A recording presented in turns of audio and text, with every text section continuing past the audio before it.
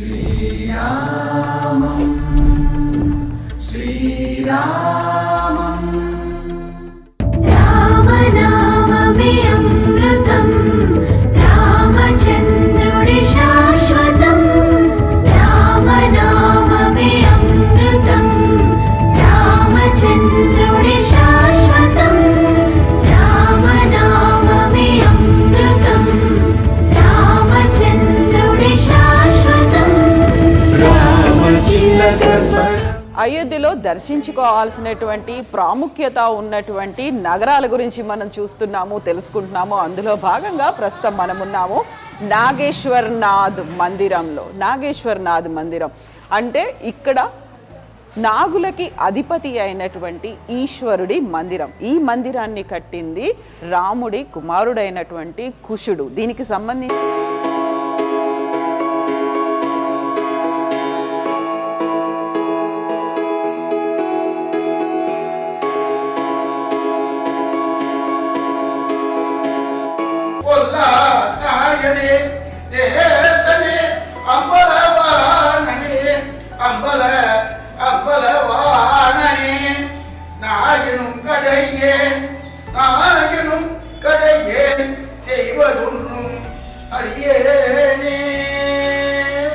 నాగేశ్వర్నాథ్ మందిరం రాముడి కుమారుడు కుశుడు కట్టించినటువంటిది ఈ మందిరం. దీనికి సంబంధించినటువంటి పురాణ గాథ ఒకటి ఉంది.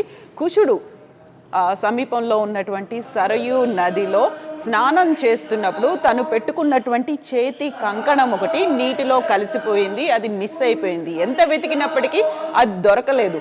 అయినప్పుడు అక్కడి నుంచి వెళ్ళిపోయాడు కుశుడు. అయితే ఒక నాగకన్య దాన్ని వెతికి తీసుకొని వచ్చి కుశుడికి ఇచ్చింది. ఆ అభిమానంతో, కృతజ్ఞతతో కుశుడు ఇక్కడ నాగనాథ్ ఆలయాన్ని కట్టించినట్టుగా చెప్తూ ఉంటారు. ఆ అభిమానంతో, అదే కృతజ్ఞతతో కట్టించారు కాబట్టి, నాగకన్య కాబట్టి ఆ నాగు పాములకి అధిపతి అయినటువంటి ఈశ్వరుడి గుడిని కట్టించినట్టుగా చెప్తుంటారు. అయితే ఈ గుడికి సంబంధించినటువంటి ఇంకొక విశిష్టత కూడా ఉంది. అది విక్రమాదిత్యుడి కాలం వరకు కూడా చెక్కు చెదరకుండా ఉన్నటువంటి ఆలయం ఇది. ప్రధానంగా ఆ సమయంలో అయోధ్యలో కట్టినటువంటి వివిధ దేవాలయాలు అన్నీ కూడా డిఫరెంట్ రీజన్స్తో విధ్వంసం అయిపోయాయి, ఐదర్ అడవులతో కప్పివేయబడ్డాయి. అయితే ఈ మందిరం మాత్రమే అలాగే నిలబడింది. అన్ని ఆటుపోట్లని తట్టుకొని చెక్కు చెదరకుండా నిలబడ్డటువంటి దేవాలయం ఇది. ఇక ఆ తర్వాత 1750లో ఇక్కడ సఫ్దర్గంజ్ జమానాలో మంత్రిగా పనిచేస్తున్నటువంటి నవల్ రాయ్ దీన్ని మళ్ళీ దానికి సంబంధించినటువంటి రెనోవేషన్ వర్క్స్ చేశారని చెప్తుంటారు. ఓవరాల్గా దీనికి సంబంధించినటువంటి స్థల పురాణం ఏంటి మనం తెలుసుకుందాము.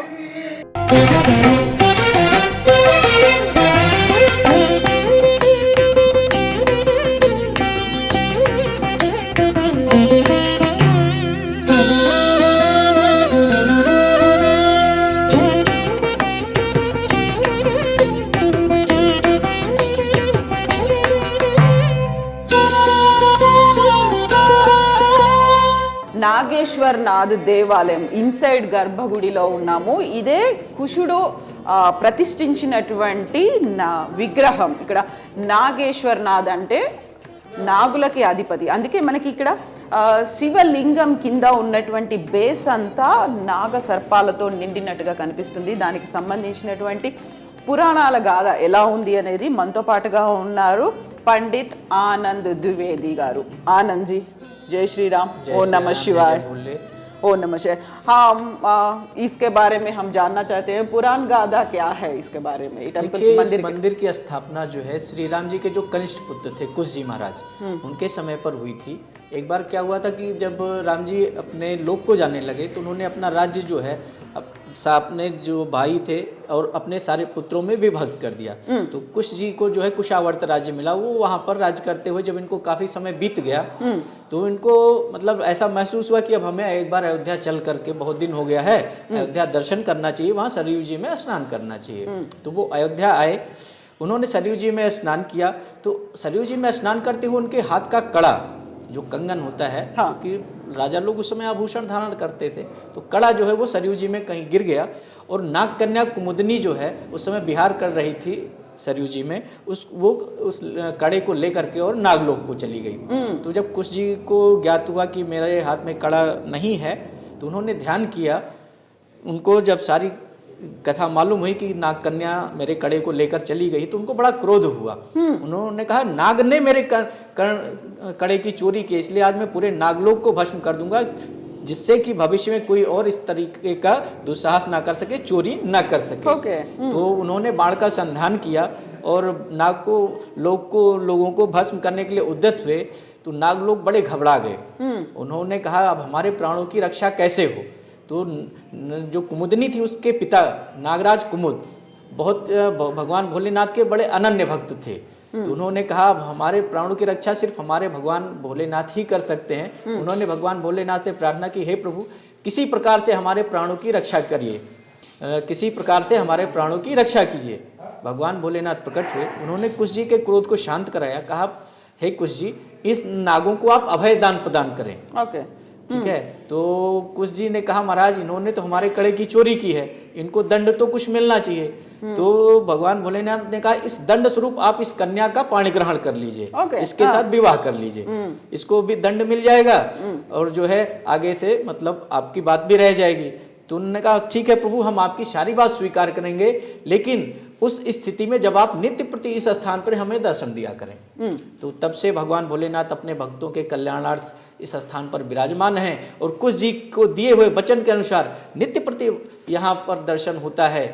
जो है नाग देखिए, चारों तरफ आप देखिए नागों के ऊपर वेष्टित हैं। तो नागों की रक्षा के लिए प्रकट हुए, इसलिए इनका नाम नागेश्वरनाथ। ఇప్పుడు మనం చెప్పుకున్నటువంటి స్టోరీకి ఇది ఇంకొక ఎక్స్టెన్షన్. అదేంటంటే తన కంకణం పోయింది, కుశుడి కంకణం పోయిన తర్వాత అది నాగకన్య కుముదినికి దొరికింది. ఆ కుముదిని ఆ కంకణాన్ని తీసుకొని నాగలోకానికి వెళ్ళింది. అయితే ఇదంతా ఇంటికి వెళ్ళిన తర్వాత, అంతఃపురానికి వెళ్ళిన తర్వాత కుశుడికి తెలిసింది తనకి చేతిలో ఉన్న కంకణం పోయిందని. ధ్యానంతో తెలుసుకుంటే కుముదిని దగ్గర ఉందని. అయితే అది తను కొట్టేసింది అనుకున్నారు, దొంగతనంగా తీసుకెళ్ళిపోయింది అనుకున్నారు. ఈ నేపథ్యంలోనే కుశుడు నాగలోకాన్ని అంతం చేద్దామనుకొని తన అస్త్రాన్ని ఎక్కుపెట్టాడు. అప్పుడు కుముదిని తండ్రి కుముద్ రియలైజ్ అవుతాడు విష్ణువుని, అలాగే శివుణ్ణి వేడుకుంటాడు. అప్పుడు శివుడు ప్రత్యక్షం అవుతాడు. శివుడు ప్రత్యక్షమై ఒకటి చెప్తాడు, ఇప్పుడు తను దొంగతనం చేయలేదు, అలా ఎత్తుకుపోలేదు, కాకపోతే జరిగింది ఇది అని చెప్పిన తర్వాత అప్పుడు ఏం చేయాలి, తన అస్త్రాన్ని మళ్ళీ ఎక్కుపెట్టారు కాబట్టి ఏం చేయాలి అనుకున్నప్పుడు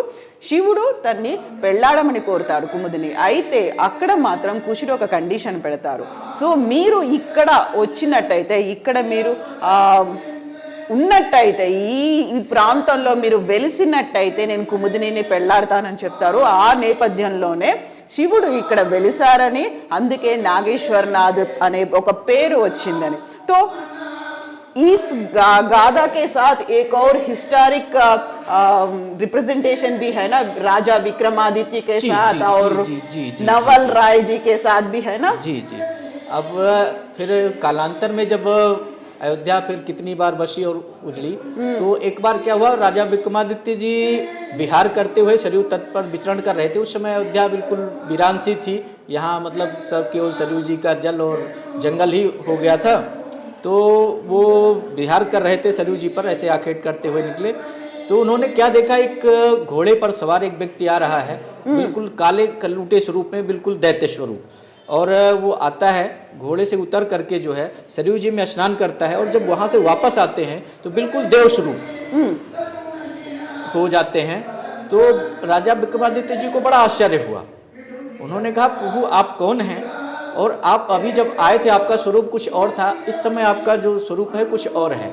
तो उन्होंने कहा हे राजन, मैं तीर्थराज प्रयाग हूँ, भक्तों के द्वारा छोड़े हुए पाप के प्रभाव से, क्योंकि भक्त बाहर से आते हैं, अपना जो भी पाप किए रहते हैं वो हमारे यहाँ आकर के हम स्नान करते हैं, उतर जाता है, उसके प्रभाव से मैं काला हो जाता हूँ।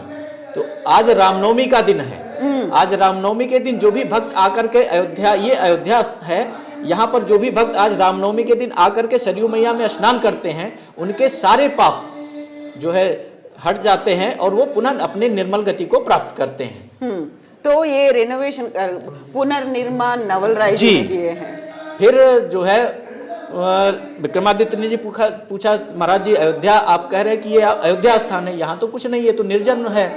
उन्होंने कहा राजन आप यहाँ पर आप जाइए, आपको एक गौ माता मिलेंगी, वो गौ माता जिस जिस स्थान पर अपना दूध गिराती जाए वहाँ आप उत्खनन कराइए, वहाँ पे आपको मंदिर मिलेंगे और उनका आप पुनर्निर्माण कराइए। तो जो है उसी समय से जो उन्होंने फिर मंदिरों का पुनर्निर्माण कराया।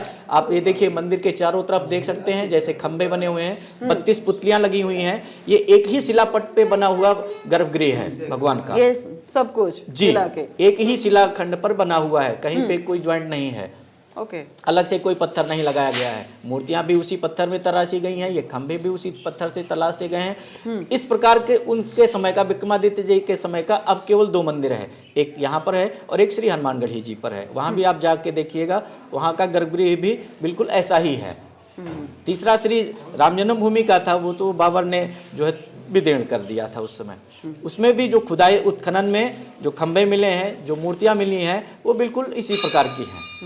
तो हमने सुने हैं कि यहाँ पर रामनवमी के साथ शिवरात्रि भी मनाते हैं। जो मुख्य पर्व जो है इस मंदिर का, वो जो है महाशिवरात्रि है। जी, भगवान महाशिवरात्रि तो भगवान भोलेनाथ को समर्पित है, वो तो पूरे देश क्या पूरे विश्व के मंदिरों में जो है मनाई जाती है। जय श्री राम। जय श्री राम, जय Bholenath. Thank you so much Anand ji, thank you.